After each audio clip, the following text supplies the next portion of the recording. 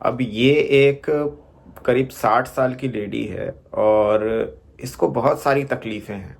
तो ये first time जब मेरे पास आई थी ना, तो इसको आँखों में तकलीफ़ थी, मैकुलर डिजेनरेशन था, तो उसके लिए पूछने आई थी कि इसमें आप कुछ कर सकते हैं क्या?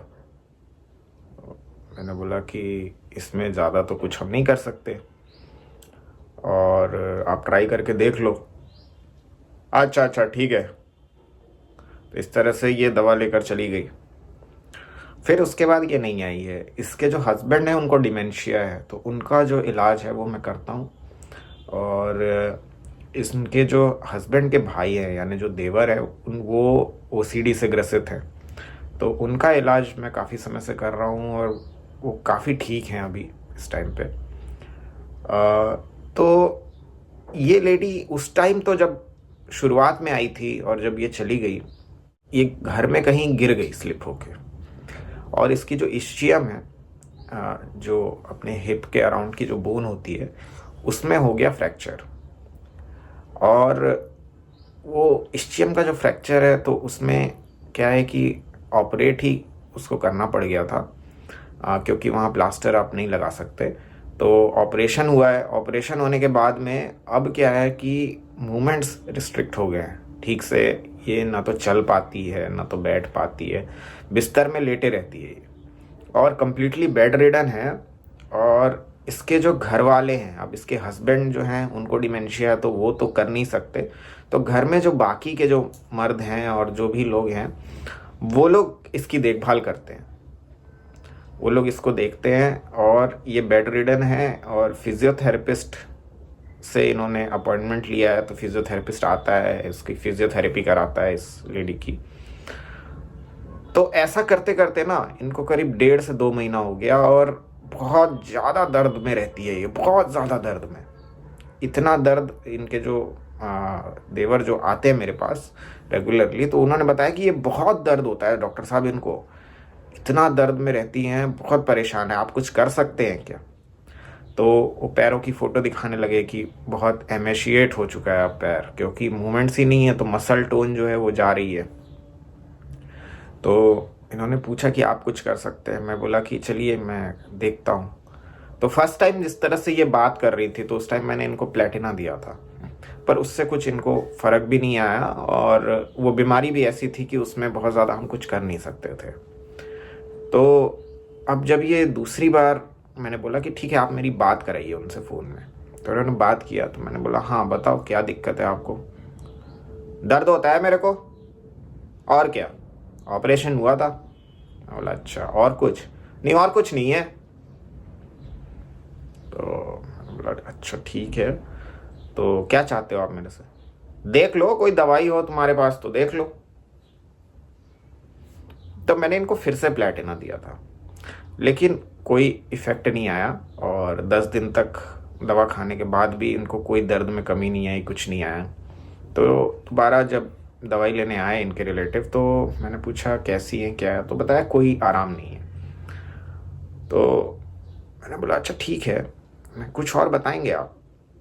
बोलते हैं डॉक्टर साहब ये ना दर्द इनको बहुत रहता है, इतना मतलब ये डरती हैं। जैसे फिजियोथेरेपिस्ट आता है, अभी तो इन्होंने बंद करा रखा है फिजियोथेरेपी, जैसे ही वो आता है ना इनका सर मुंह बन जाता है, और मतलब चेहरे पे एकदम डर दिखेगा सर इनके। ऐसा लगता है कि मतलब अब वो आएगा, इनको छुएगा, फिजियोथेरेपी कराएगा, तो कितना दर्द होगा। तो ये दर्द से बहुत घबराती है, तो इसलिए अभी उसको मना कर रखा है कि उसको मत बुलाया करो, बहुत मेरे को पेन होता है। मैंने बोला अच्छा ऐसा है।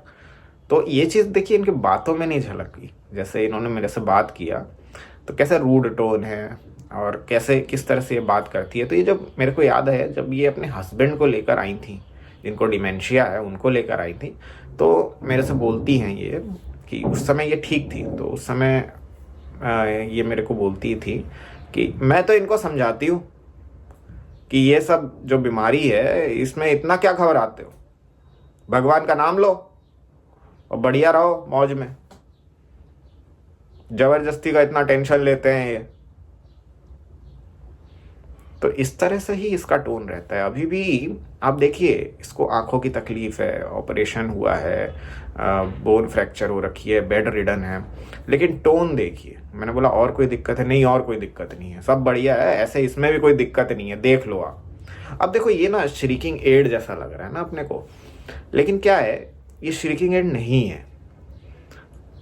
ये जो व्यक्ति है ना, ये बहुत ईगो वाला है, बहुत ज़्यादा कि, और इसके अंदर एक चीज़ है जो बहुत आप इजीली समझ सकते हैं कि प्रिजम्पशुअस है ये व्यक्ति।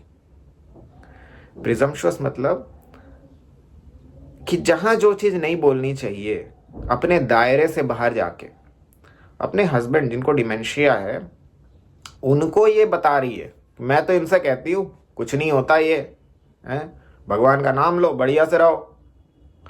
ये देखिए, इनका डिक्टेटोरियल स्वभाव भी दिखाता है। तो ये सब चीज़ को देखते हुए, इंजुरी की हिस्ट्री को भी देखते हुए, इनको देखिए, कुछ रूब्रिक्स मैंने लिए थे। पहला रूब्रिक लिया था approached by the person aggravate, क्योंकि जैसे वो व्यक्ति अप्रोच करता है फिजियोथेरेपिस्ट तो इनकी प्रॉब्लम्स बढ़ने लगती है, उनको भगा भी देती है। यहाँ पे फियर, अप्रोच्ड बाय अदर्स भी आप ले सकते हैं, डिक्टेटोरियल, ईगोटिज्म, प्रिजम्पशुअस, और well says he is very sick, क्योंकि इतनी सारी तकलीफें हैं पर फिर भी इनका कहना क्या है कि ऐसे और कुछ नहीं है, बाकी तो ठीक है, इसमें कुछ है, देख लो। तो ये आपको ऐसा लगेगा कि ये क्या मदद मांग रही है क्या मेरे से, श्रीकिंग एड है क्या? लेकिन होता क्या है, ये आर्निका दिया था इनको, आर्निका 200 का 3 डोज दिया था, और उसके बाद में इनको एसएल पर रखा है मैंने। और जब ये 20 दिन के बाद जब ये आए, और उससे पहले बात कराए इन्होंने, तो बोलती है अभी 50% ठीक है, जो पैरों का मूवमेंट जो है वो थोड़ा बेटर हुआ है, एक तरफ अभी तकलीफ है। मैंने बोला ठीक है, कोई बात नहीं है, अभी और कंटिन्यू करेंगे। तो फिर से इनको डोजेज रिपीट किए। अब रिपीट यहाँ पे इसलिए क्योंकि ये आर्टिफिशियली प्रोड्यूस्ड चीज़ है, ये इंजुरी है, it is not a natural occurring thing. तो यहाँ पे रिपीटिशन की ज़रूरत रहती है कई बार। फिर से 200 का इनको डोजेस रिपीट किया, एसएल पे रखा, and now she is doing really well. अभी भी ट्रीटमेंट में है और काफ़ी बेटर है अब। तो फिजियोथेरेपी जो है वो दोबारा से शुरू करने को बोला मैंने इनको, क्योंकि अब मन में वो डर नहीं है, उतना दर्द का जो एहसास जो इनको हो रहा था, जो बहुत ज़्यादा, जैसे वो शुरू करने जाता था फिजियोथेरेपी, जो डर लगता था, वो चीज़ अब ख़त्म हो गई है इनकी। तो आर्निका क्या है ना, आर्निका अपने आप को बड़ा समझता है बहुत, और दूसरों से एहसान नहीं लेना चाहता है ना। वो सिंपैथी फ्रॉम अदर्स एग्रावेट है, दूसरे से आपको ऐसा लगेगा बहुत क्लोज है प्लेटिना के, लेकिन प्लेटिना में ना बहुत सारी और चीज़ें होती है। प्लेटिना के अंदर थोड़ा रेवरेंस होता है ना, हार्ड फॉर इन्फीरियर है वो, और सॉफ्ट टू सुपीरियर है। वहाँ पे ईगो इसके जैसा होता है, वो भी आपसे इस तरह से बात कर सकता है, लेकिन उसमें ना आपको ये फूलिशनेस नहीं दिखेगा इस तरह से, जिस तरह से ये मूर्खता है ना। आप डॉक्टर से बात कर रहे हो, लेकिन आपकी टोन कैसी है, तो बहुत बहुत क्लोज आपको इस तरह से लग सकता है, लेकिन अंतर आपको समझ में आएगा कि आर्निका जो है ना, वो इसमें बहुत स्ट्रांग ये बात होती है कि वो किसी के अप्रोच से बड़ा डरता है।